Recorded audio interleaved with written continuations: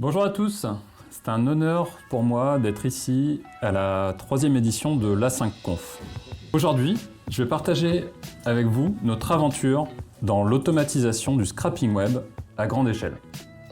Bon, je sais, ça fait un peu pompeux. Plus qu'une simple présentation, en tout cas, c'est un retour d'expérience sur les bénéfices que nous avons tirés et surtout, les obstacles que nous avons dû surmonter. Pour les formalités d'usage, je suis Sébastien Houzé, je suis dresseur et mangeur de cookies à la tête de l'équipe technique d'Acceptio. Vous pouvez me suivre et me contacter sur les réseaux sociaux comme indiqué sur ce slide. Avant de poursuivre, je tiens à souligner que nous sommes fiers de sponsoriser l'A5Conf pour la toute première fois. Et afin d'introduire le sujet, je suis obligé de vous partager notre histoire. Rassurez-vous, c'est pas l'instant promo, c'est juste pour vous mettre dans le contexte. Chez Acceptio, vous avez peut-être déjà vu sur certains sites internet, nous éditons une solution de bandeau de cookies. Nos utilisateurs finaux, c'est vous, c'est moi, c'est tous ceux qui naviguent sur internet et donnent ou non le consentement à l'utilisation de leurs données personnelles. Nos clients, ce sont les éditeurs de ces sites internet. Et nous avons une double mission. Pour vous, c'est d'être le bandeau cookies sympa du quartier. Car comme moi, vous êtes peut-être fatigué de cliquer à longueur de journée sur ces bandeaux. Pour nos clients, c'est de leur fournir une solution qui leur permet d'être en conformité avec la loi et surtout de le rester. C'est de là que notre besoin d'automatisation est né. Je m'explique. Un site internet, c'est vivant. Les contenus, l'ergonomie, le design et aussi les solutions que l'on peut y ajouter. Quelques exemples. L'équipe Growth vient de sortir une nouvelle homepage et décide d'installer une solution de heatmap afin de vérifier que ce nouveau bouton cliqué ici est bien efficace. Ou encore, l'équipe support en a marre d'être contactée par téléphone et décide d'installer un web chat. Toutes ces solutions vont déposer des cookies et traiter de la donnée personnelle. La loi oblige à informer l'internaute des solutions utilisées et à les tenir à jour. Et donc, si l'équipe Growth n'a pas pensé à mettre à jour la configuration de notre bandeau de cookies, l'éditeur du site internet n'est alors plus conforme. J'espère donc que vous avez saisi à travers cet exemple à quel point il est devenu crucial pour nous d'automatiser le scan des sites de nos clients afin de vérifier leur conformité en continu. Et pour ça, nous n'avons pas spécialement inventé la roue. Nous avons juste eu recours au web scrapping. Petit rappel afin de m'assurer pour ceux qui dans l'audience n'en auraient jamais entendu parler. Le web scrapping, c'est quoi? Imaginez que c'est comme si vous étiez capable de piloter votre navigateur internet à travers un programme que vous avez écrit. Le bénéfice principal, c'est le classique dry, don't repeat yourself. Cela devient une tâche paramétrable. Alors comme vous auriez pu le faire, vous en doutez, on a rapidement monté un proof of concept d'un scanner de site web. Notre première tâche de web scrapping automatisée était née. Et puis, l'équipe commerciale nous a rapidement demandé de l'utiliser aussi comme un outil de prospection. Bref, il fallait vite être en mesure de lancer de plus en plus de scans sur une multitude de sites internet. C'est là qu'on a identifié les principaux défis à relever. On peut les classer en deux grandes catégories. Ceux liés aux sites internet scrappés en eux-mêmes, ceux liés à la bonne exécution et la bonne planification de nos tâches de scrapping. Je vous laisse méditer un instant sur cette maxime au sujet de la difficulté du web scrapping, avant de vous en détailler les défis.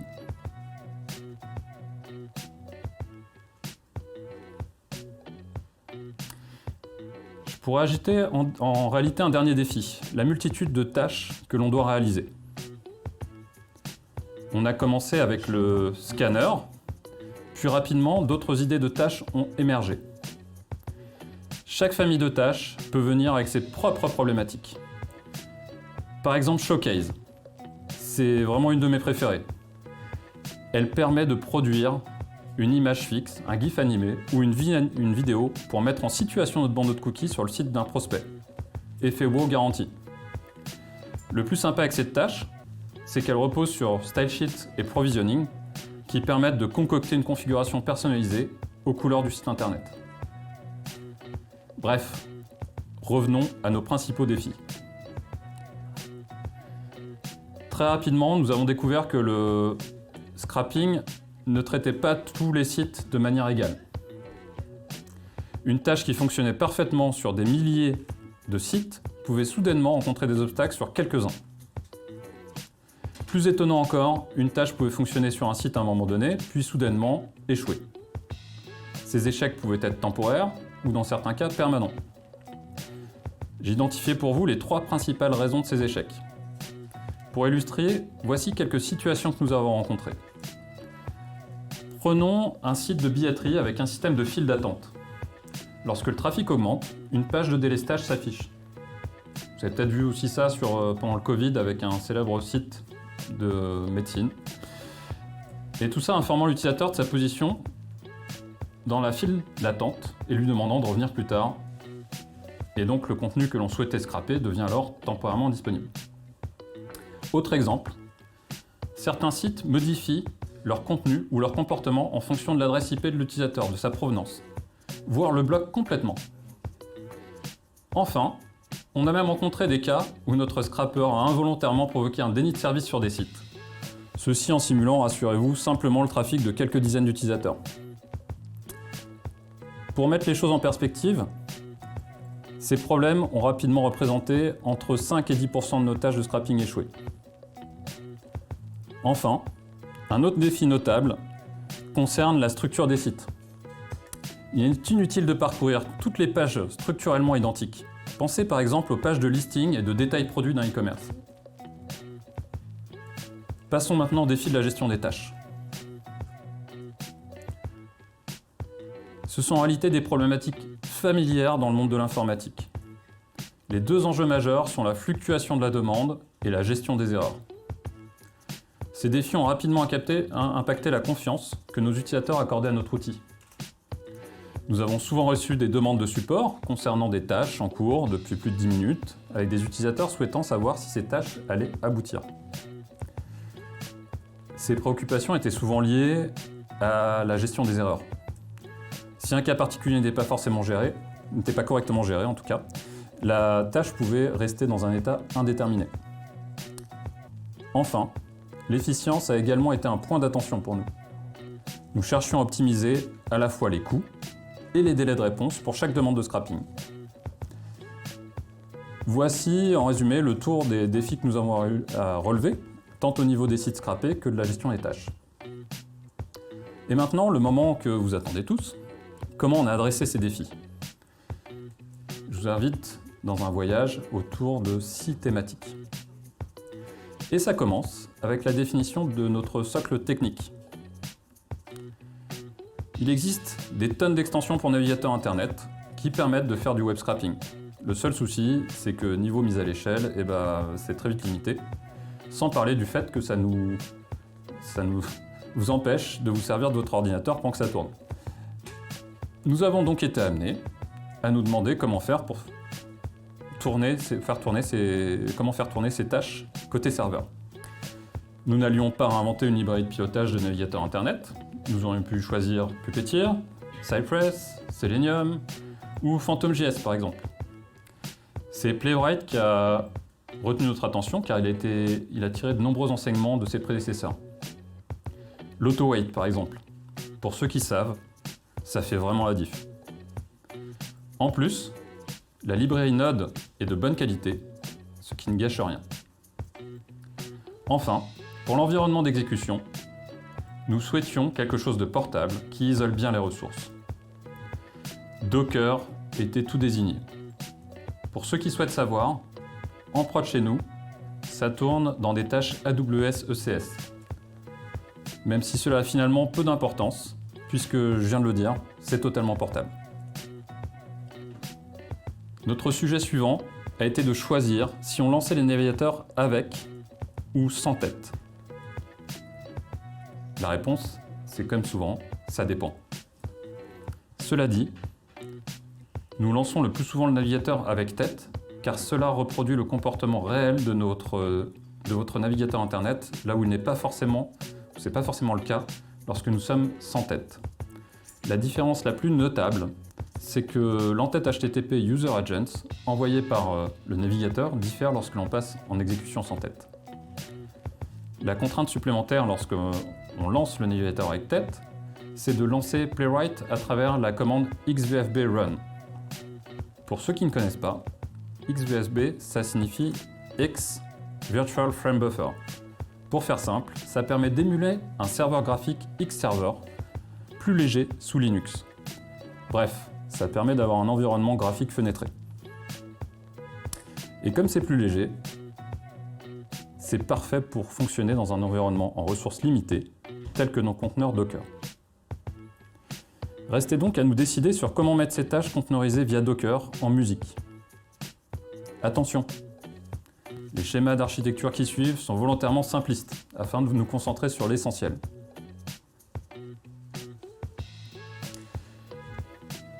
Je vais m'attarder un petit peu sur ça. On a très vite abouti à une première architecture avec une file d'attente, dans laquelle toutes les demandes de tâches arrivent et sont traitées dans l'ordre d'arrivée. C'est le principe de FIFO, ou premier arrivé, premier servi. En face, des consumers sont de la file d'attente, on parle aussi de polling en anglais, dépilent et traitent les demandes de job dans l'ordre. Petite particularité, comme on utilise ECS, il existe un mécanisme qui permet de lancer plus ou moins de consumers en parallèle selon la quantité de messages en attente dans la liste. Principe d'autoscaling.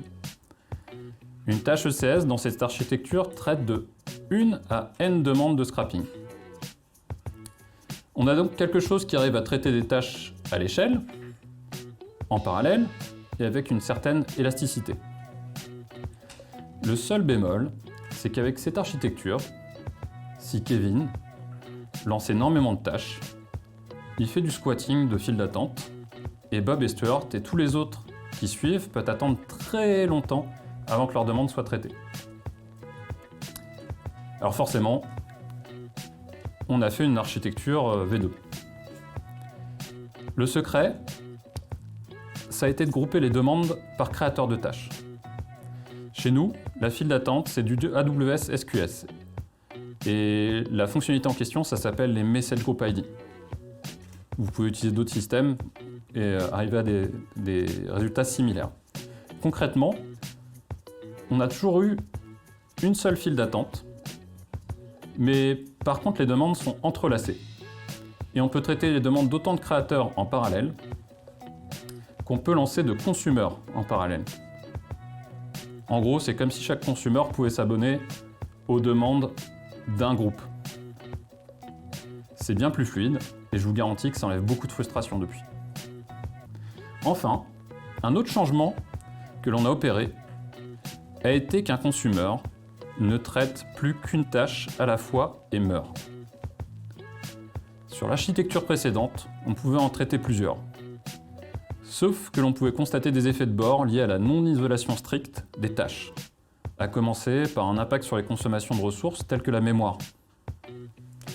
À ce stade, nous avons donc un socle applicatif et une architecture assez solide. Nous allons voir que nous avons également appris à mieux borner le cadre d'exécution. Voici quelques chiffres que nous avons arbitrairement définis en apprenant des différentes tâches que nous avons lancées. Sans ces limites, l'ensemble était beaucoup plus chaotique. J'en profite, si c'est assez visible pour vous illustrer comment ici on peut mettre en place assez simplement un système de time-out des tâches. C'est cadeau, vous pouvez le réutiliser chez vous. Il existe une commande Linux capable d'envoyer un signal POSIX, j'espère que je vous parle de choses que vous comprenez, au programme qu'elle exécute. Un signal, c'est une information comme un événement, pour lui dire, il y en a, je ne sais plus, quelques dizaines, au programme qu'elle exécute à la fin du temps écoulé que l'on a défini en paramètres. Cette commande, c'est pas compliqué, elle est habilement nommée timeout. Et comme vous voyez, on peut faire timeout, décider quel signal va être envoyé. Nous, on a décidé que ce serait SIGA-LRM, qui signifie signal d'alarme, au bout de 600 secondes, par exemple, pour 10 minutes. Et que ça vous rappelle le programme Node, ou xvfb run, même, qui lui-même vous rappelle le programme Node, avec notre script Playwright de scrapping. Et le but, c'est que notre programme Node, à la fin, il doit juste intercepter ce signal envoyé, au bout du temps écoulé, et faire quitter dans des conditions acceptables. Nous allons avoir l'occasion de reparler des signaux sur le slide suivant. On a mis un certain temps, en parlant de signaux, à réaliser que XVFB Run, vous vous souvenez, c'est l'environnement fenêtré léger dont on a parlé précédemment, eh bien, il ne propageait pas bien les signaux Unix, ou POSIX plutôt, en particulier SIGTERM. SIGTERM, c'est le signal envoyé par Docker ou ECS dans notre cas, pour offrir au conteneur qui tourne un délai de grâce de quelques secondes avant de mourir. Ce délai de grâce, dans notre contexte, il permet par exemple de mettre à jour le statut de la tâche dans notre base de données. Donc imaginez pour le scénario du timeout, on va pouvoir mettre le job en erreur en disant qu'il a expiré et qu'il n'a pas pu se terminer à cause d'un timeout. Ensuite, au bout du délai de grâce, le signal SIGKILL est envoyé. Ce signal-là, personne ne peut l'intercepter, c'est dans la norme POSIX, c'est un principe. Parce que c'est le dernier. Celui qui dit il faut vraiment mourir maintenant. C'est pas comme dans les mauvais films où il y a des fausses formes. Donc par exemple, lorsque XVFB pouvait planter par moment, et ça lui arrive, SIGTERM était envoyé, mais non intercepté par notre process node, puis SIGKILL. Et donc, on imagine, on est sur un des cas de désynchronisation que je liste ensuite. Il y en a eu bien d'autres. Parce que le statut du job dans la base de données ne reflète plus du tout son statut réel, on est désynchronisé. Je n'entrerai pas plus dans le détail, ça a été beaucoup de corrections successives de notre côté avec plein de cas qui arrivent, qui sont toujours que des cas limites, et qu'on a successivement patché pour améliorer évidemment la robustesse du système. Comme je viens de vous l'exposer, nous avons relevé tout un tas de défis. L'aventure est loin d'être terminée et nous avons des axes d'amélioration et cartons. Parmi un de ceux que j'aime beaucoup, c'est l'amélioration du parcours de navigation à partir d'une liste de liens extraite.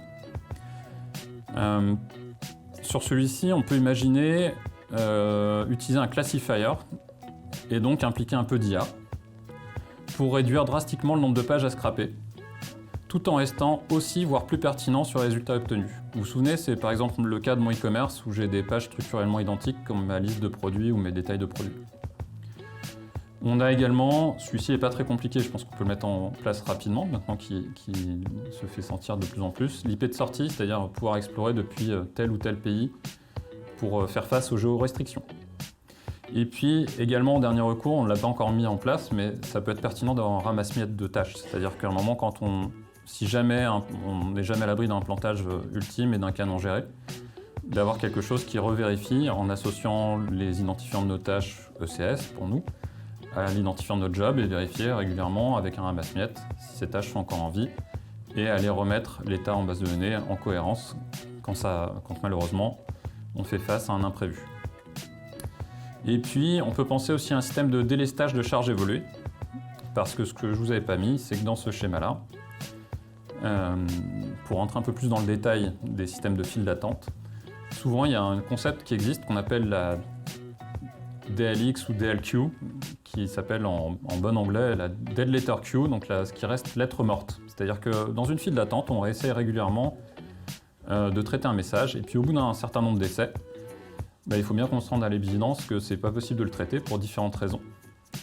Et là, quand je vous parle du système de délestage, l'idée c'est que quand on est en surcapacité de traitement, c'est-à-dire qu'il y a beaucoup de demandes à laquelle il faut faire face pendant trop longtemps, il faut, comme le système du site internet dont je vous parlais qui avait sa file d'attente, nous aussi gérer une file d'attente et délester dans une autre file qui est dédiée à tout ce qui doit rester lettre morte qui n'a pas pu être traité.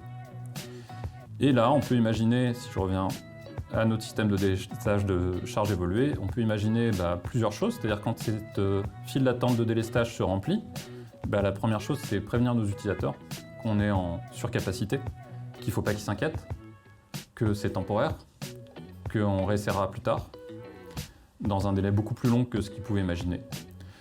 Et ce qu'on peut faire aussi, c'est aller jusqu'à automatiser le fait que ce qui était dans la file de délestage, on le remette dans la file principale quand la situation devient plus acceptable. Voilà un petit peu pour ces évolutions qu'on pourrait imaginer et mettre en place.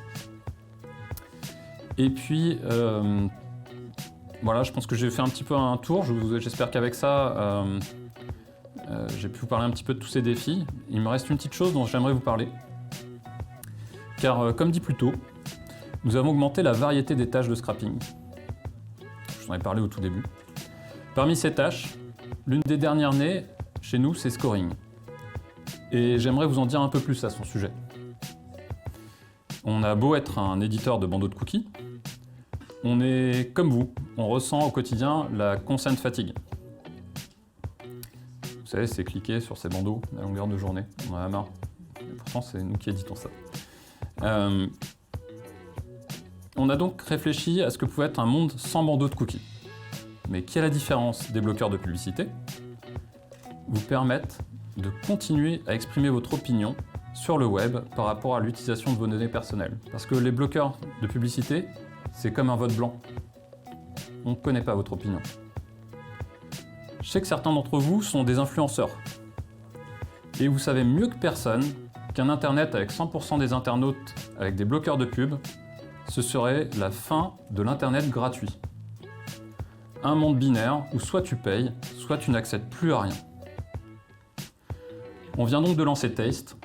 C'est une extension de navigateur disponible uniquement sur Chrome pour l'instant. Taste, c'est deux choses. C'est tout d'abord une évaluation des sites que vous visitez. C'est ça notre fameuse tâche scoring dont je viens de vous parler, la dernière née. Cela vous permet d'être informé de l'indice de confiance que vous pouvez placer dans ces sites vis-à-vis du respect de votre vie privée. Et ça doit faire écho pour vous à une appli peut-être un peu connue qui permet d'évaluer aussi votre nourriture, ce que vous mangez. Voilà, ça vous évoque ça aussi, je pense. Ensuite, c'est une deuxième chose, c'est votre assistant qui clique pour vous sur ces bandeaux de cookies afin d'exprimer votre préférence et vous enlever la fatigue du consentement.